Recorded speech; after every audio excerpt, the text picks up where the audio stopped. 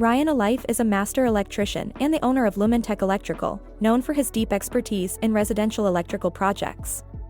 With years of hands-on experience, Ryan has been helping homeowners enhance their electrical system's safety, efficiency, and functionality. His vast knowledge of modern electrical standards and solutions has empowered countless clients to make informed decisions, making him a trusted name in the field. Today, Ryan is here to share insights into why homeowners should consider upgrading their electrical panels. Can you explain why the electrical panel is often overlooked, yet critically important for a home's electrical system? Most people don't really look at their panel unless there's an issue. So unless a breaker's tripping all the time or it's making weird noises, people usually don't pay much attention to it. We've had a lot of customers that we've asked to see their panel because we have to add a new circuit or whatever, and they don't even know where their panel is because nothing trips. They don't really pay much attention to it. What are some of the common signs that an electrical panel is outdated and requires an upgrade? The biggest thing is if you see fuses, that's a pretty good indication that your panel needs to be upgraded. A lot of insurance companies won't insure them if you still have fuses installed instead of breakers. Other things is if your electrician looks confused when he sees the panel, so not a good sign. A lot of panels have been discontinued, just weren't as popular, and they're tough to find breakers for. So if it's generally if it's something that the electrician hasn't seen before, then it's probably an older one that is going to be difficult to find parts for. How can older electrical panels pose a safety risk for homeowners? Older panels aren't necessarily bad, but when they've been through a few renovations and are worked on by people that aren't electricians or don't care about doing it right, you can run into potential issues. We've seen a lot of older panels that have gotten water damage multiple times, and when we're removing breakers, like we can't physically remove breakers because they're corroded right in there, or we can't turn the circuits off because the breakers are corroded in the on position. So stuff like that can present an issue. A lot of the time, just simple stuff like there's no room in the panel and they want to add a couple circuits, they just start doubling up circuits on breakers, and that's not a good way to do things. How have modern electrical needs, like electric vehicle charging or smart home devices, highlighted the limitations of older electrical panels? Most panels in older homes were sized for the needs of when the house was built.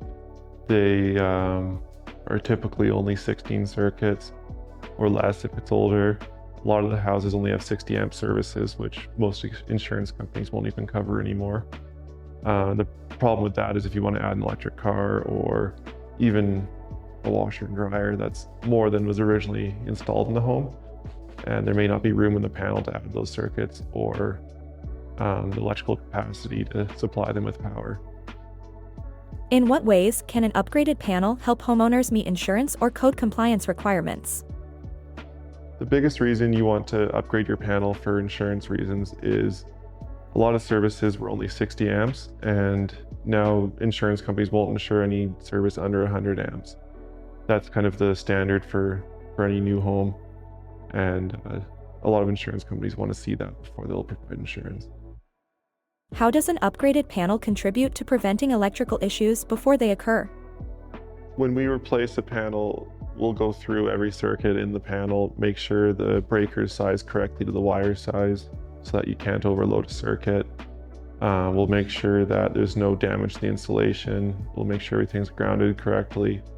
We've seen a lot of panels that people have either not known what they're doing or have been lazy and they've just cut ground wires off or just rolled them up in the panel and haven't connected them to anything.